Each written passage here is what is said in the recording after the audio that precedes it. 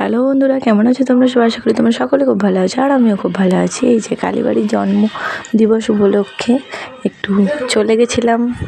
এই যে উলুবেড়িয়া কালীবাড়িতে চলে এসেছি। প্রথমে এই গেটটা দেখো কত সুন্দর করেছে, খুব সুন্দর সাজিয়েছিল। চলে এসেছি, প্রথম গেট পেরিয়ে দ্বিতীয়টা যেটা করা ছিল এবং সামনাসামনি চলে এলাম।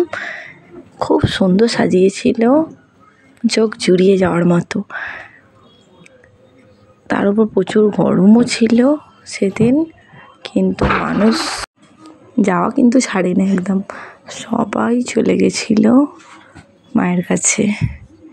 এই যে এই সামনের দোকানগুলোতে গোপালে খুব সুন্দর সুন্দর ড্রেস গয়না সব পাওয়া যায়, মাঝে মধ্যে আমি কিনে থাকি। তো এবার সামনের দিকে এগিয়ে এই যে চলে এসেছি মায়ের কাছে। এখানে ধূপ এবং মোমবাতি জ্বালা হচ্ছিল, দেখতে পাচ্ছ তোমরা। ওই যে মা বসে আছে ওখানে, এবং এই দেখো কত সুন্দর চারধারটা সাজিয়েছে।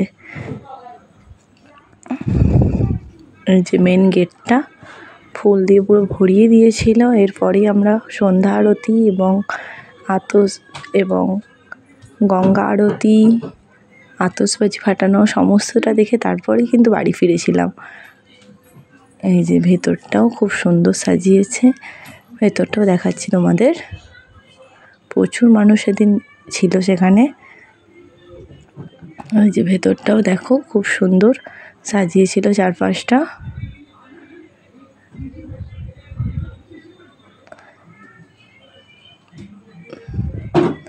এরপরে মায়ের দর্শন করতে চলে গেলাম।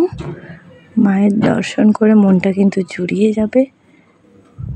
এই যে চলে এসেছিলাম ভেতরে।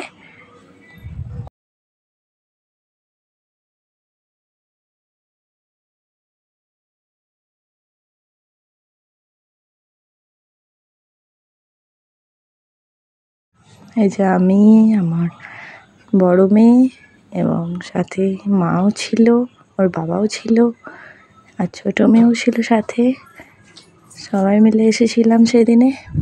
খুবই ভালো কেটেছে সন্ধ্যাটা। তারপরে মায়ের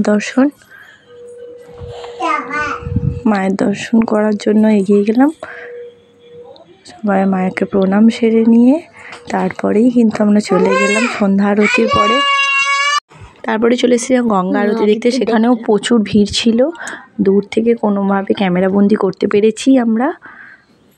খুব সুন্দর কেটেছিল সন্ধ্যাবেলাটা, প্রচুর মানুষের ভিড় জমা হয়েছিল। তারপরে চলে গেছিলাম আতশবাজি দেখতে। এখানে খুব সুন্দর একটা দৃশ্য দেখা যাবে, তো সবাই দেখো তোমরা নিশ্চয়ই। এই যে কালী মায়ের মূর্তিটা পুরো ফুটিয়ে তুলেছিল বাজির মধ্য দিয়ে, যেটা তো খুবই সুন্দর লেগেছিল। কোনো বছর থাকা হয় না, এবছর আছি বলে ঘুরে এলাম, খুব ভালো লাগলো। ঠিক আছে, আজকের মতো এখানেই। আবার অন্য একটু ব্লগে দেখা হবে। কেমন লাগলো ব্লগটি অবশ্যই কমেন্ট করে জানাবেন। বাই, আজকের মতো এখানেই।